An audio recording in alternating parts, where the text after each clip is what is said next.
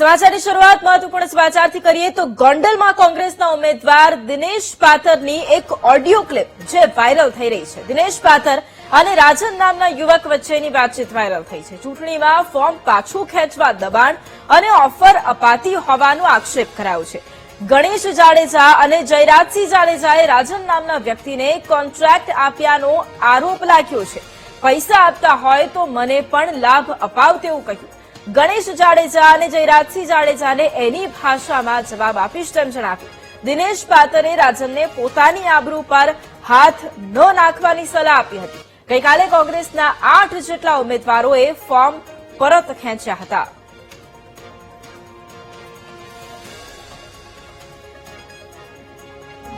હા રાજન, બોલો ને દિનેશભાઈ.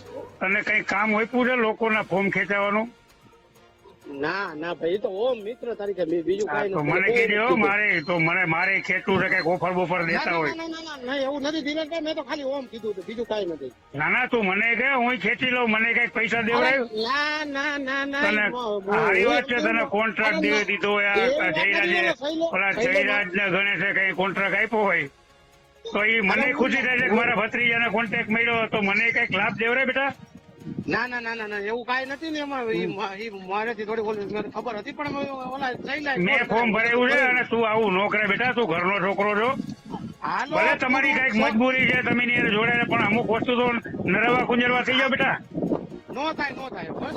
આ તમને બીજું તને નુકસાન પહોંચાડવું એટલે મારા ઘરમાં નુકસાન થયું એવું થાય. ના ના એ વાત નથી પણ આવું બરોબર છે, તું ગમે એમ તો મારો ને મારે તને શું કેવું હાલ. આ જયરાજ કે ગણેશ હોય ને તો એને હું કહું એની ભાષામાં કહું. એટલે તમારા બોસ છે ને જયરાજ ના રેકોર્ડિંગ કરીને એને સંભળાવજે, જયરાજ ને ગણેશ ને. ના ભાઈ આપણે એવું કઈ નથી. હું ફોનમાં અપશબ્દ નથી બોલતો, પણ તું મારો છો, મારે તને શું કેવું બેટા?